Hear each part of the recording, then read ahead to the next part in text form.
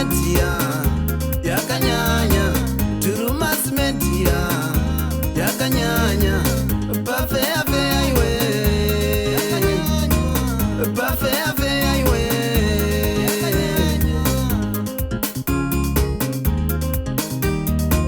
Drewmas media yakanyanya Drewmas media yakanyanya Bafea fea iwe Bafea fea iwe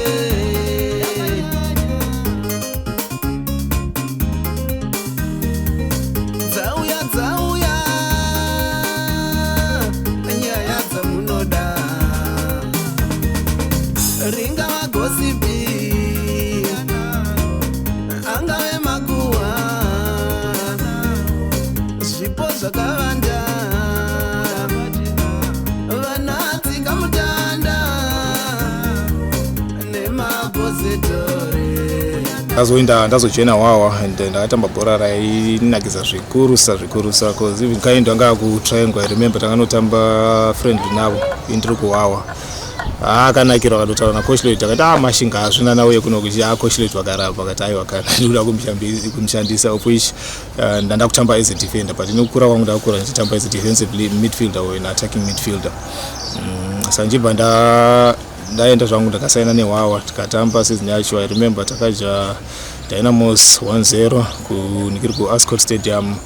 Cape United ndio yega big team yakawina kuya because when FC Platinum vesi takavaja 2-1 then chicken in takatoana 1-1 paida kutora league pacho taitamba bora ronakisa rodadisa zvikuru like tiri kuAscot nezvine ipapa coach kind wakadzoka futi kuna coach Lloyd mtasa coach Lloyd mashintuli ndiri kumuda anenge vanga vakuenda kuAumine sando kwatakazosangana na coach kind ndabva kuwawa takanosaina for Aumine ndikatotamba ndikatamba ndichiri ikoko futi coach Lloyd mtasa vaya vadzoka pachi vakanga vaappointwa kuDynamos sezvo ndatamba bhora rinodadisa zvikuru rakanakisa vanhu vakawanda pandandiri kugweya because I remember there is a one time coach Pasuwa vakadouya kuna coach Lloyd since mashinga auye kusquad yanga yeko safa ndiri kuwawa but ndine injury ndopakazoenda mfana anonzi Livingstone Gent na Jimmy angari defender inda ndine ni yangu ngasati yanyatsopora but aidotamba zvakanaka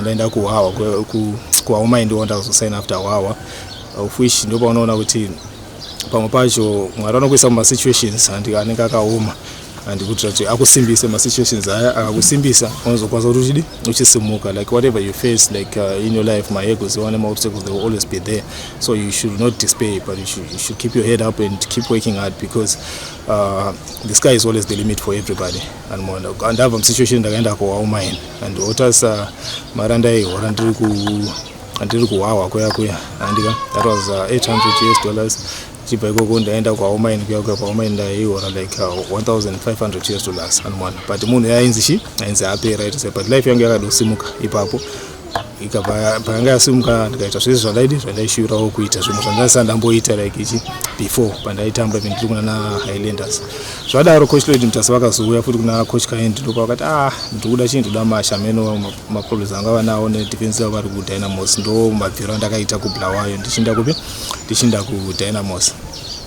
but eqiniso yena ngacabanga ukuthi ngizodlalela like iDynamos ngoba sikhula ngakhulela kwaHighlanders mina ngivele eShurukwe ndishona from Shurukwe but ngakhulela ku setup yaHighlanders the school fees yaHighlanders is the one that paid for me ngacabanga ukuthi ngizadlalela iDynamos but this tells you that as much as we plan as people we plan but God has got the final say so ngazithola lami sengaphi ngazithola lami sengu-Dynamos ngadlala ku-Dynamos 1 year ngadlala the second year ngadlala ku-Dynamos 1 year ngadlala second year then the third year yikho lapha engayenza khona captain we-Dynamos into engichaza ngokuya ku-Dynamos ngathi ngifika I remember khona ama-supporters like who didn't believe in me wathi no lo usuke kwaHighlanders inini awusasedlisa uMachazani chiyachajisa uMachazani mwana waHighlanders chichi but Dynamos dawana wakaguruma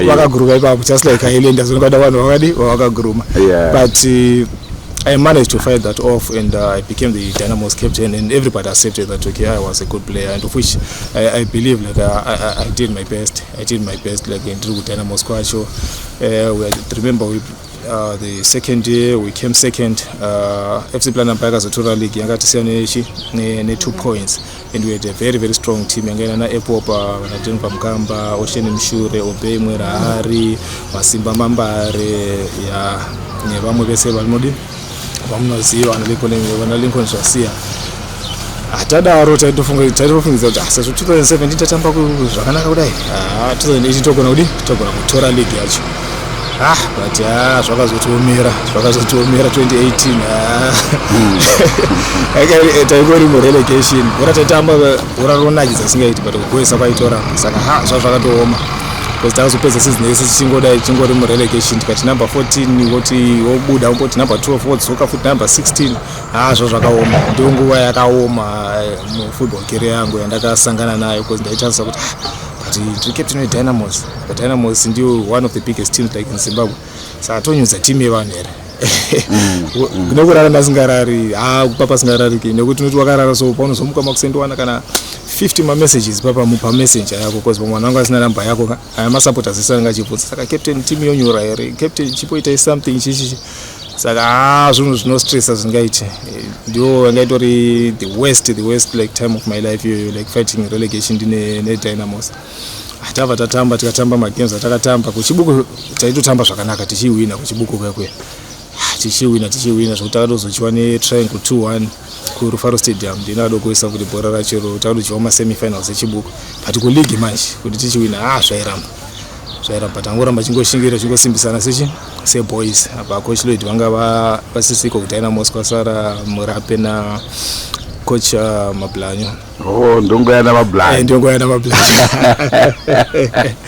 Ndio datasaka wasitasara dawo baja dara Mablanyo ngachikoyama, saka machitoita sei tichingoonesana zvedu papa tichingoonesana. Saka I remember pasara 3 games, apa taida 1 win pa 3 games izvozo. Ndio game ratatamba ne Black Rhinos. Vanhu vakawanda kupera ndakagoisa vakawanda vanoriziva, because I think it made me famous than me. Ndakatadizikana zvikuru, because if patofamba iko zvidabo ndosareka chiko TV vese vana mudhara vana chiyako vandoziva kuti akaito zvakaitika, because akadouya akatotenda takadochi waita basa rakanaka watiponesa, nekuti zvakatooma zveshe. Rakafamba seiro. Okay, game iro taitamba National Sports Stadium, and taitamba ne Black Rhinos, masoja ndio taitamba nawo. Tatamba game ready, tadai atagoisa kadonzo agoisa. Takalita 1-0 papa. Mu 78 minutes Rhinos ifadi yadzora manje. Ndakutanga manje kufila pressure kuti akomana. Tachangoda win pa 3 games. Saka toita sei. Tagoisa mu 78 minutes. Kwasara 12 minutes bora ripere. Tatamba kudai bora ramba kugowa. Pakazoitika kona mu 90 minutes kumbare end. Tatamba bora razo 90 minutes asvika zeze. Apa i1-1 taita stress apa mafans esangonyarara museda machakwanise kana kuimba. Pava paitika kona mu 90 minutes kumbare end kuyakwe. Vanhu vaenda kukona saina ndanga umira zvazvoti ndandopera simba kuti toita sei baba. Ndaenda makona tambodi, because ndaigoisa makona zvangu zvokudaro, ndaitogoisa makona.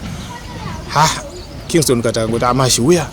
Ndakazofamba zvangu isati yarohwa kona, mandiranga akandimirira papa. Sezvinei mandiranga akarohwa kona, pakarohwa kona ndandakamakwa na Augustine Mbara, ndianga ndimaka. Anga ari kuRhinos mateza acho kuchibata Ashil Rhinos. Saka kona yapa akanikira payakarohwa Ashil Rhinos, ndakajamba naye, ndakajamba ndine chepakati, asi Ashil Rhinos pakajamba ida kurohwa bhora, kubata bhora nemaoko, akatadza kurubata. Saka pandakajamba ndakati bhora iri haitayo ngari pamusoro mbichana, like almost a meter away from me. Ndikati ndoita sei. Apa ndakamakwa na Augustine Mbara, anga tori kumashure kwangu achinditreka. Ndo pana kubudisa ruoko ndikati kogoza neruoko.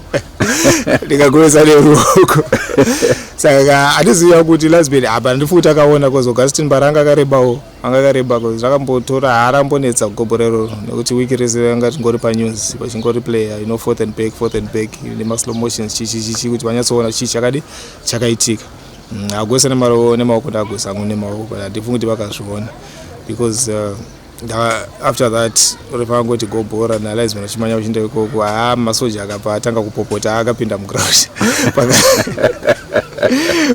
pakanoitika kastoppage kakaitika yongo asiri murelegation here masoja ipapo aiwa masoja anga asiri murelegation anga ari pamusoro pezvavo mbichana anga asiri murelegation saka takazowina game racho 2-1 ndo gobhora rakaseva Dynamos ndo raita kuti Dynamos chero nhasi ingoramba iri muleague.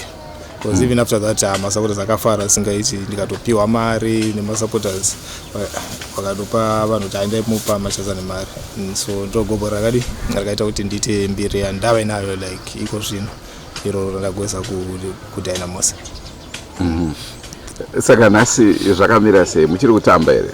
Aiwa bora andichatambi ndakazobva ndikaenda hangu kuHarare City then ndikazoenda kuCaps because ndaingoda nditi history yangu sezvo kwatamba bhora or anything that you do I think unofanira kusiya history yako kutsvake kupongodza anenge anga ari pano saka ndakazobva kuHarare City ndandikwana ndiri captain ndatamba for 3 years ndikabva ndaenda kuCaps United ndokwa ndakatamba 1 year kuCaps United kuya nacoach Lloyd Chitembwe saka ndokwa ndakazoitawo umwe wevatambi vashoma muZimbabwe vakatambira mabig teams Caps United, Dynamos neHighlanders but panandiri kuCaps United ndo pandakazoti no let me just try and prepare for life after football ndo pandakazoenda kuBarcelona ndatori kuBarcelona ndichistarta izvo zvebhora nefitness because I'm so passionate about fitness so ndachistarta fitness inonzi AISA International Sports Sciences Association United States. I think it's one of the biggest institutions in the world ndachistarta nayo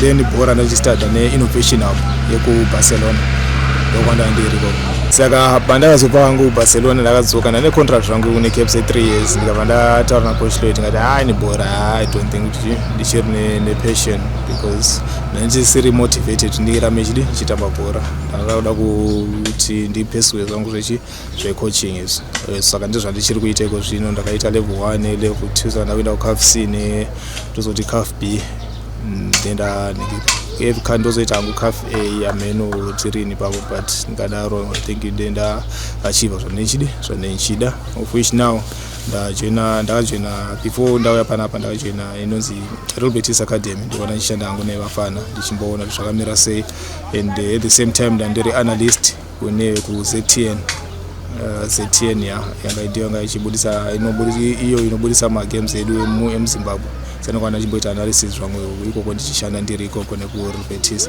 saka ndokwandakasiya zvangu ndokwanda ndiri last year ndipo ndawazosheedzwa nacoach Takama mashi yati batsirane tiite basa kunoko ndokuya kwandakazoita kuno kuGreenfield saka kunoku ndokwandiri zvangu ndiri specialist paperformance enhancement ndiyo yandiri kuita ndiri kuno kuGreenfield. Goodbye my friends, goodbye my friends,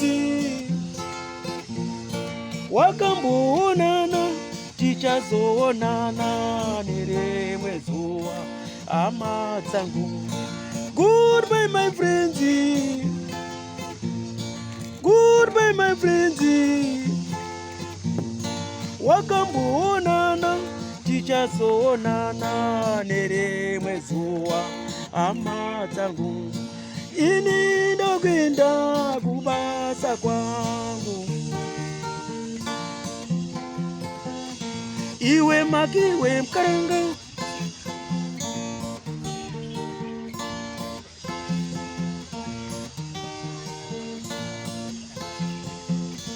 iwe makiwe mkaranga, iwe makiwe mkaranga.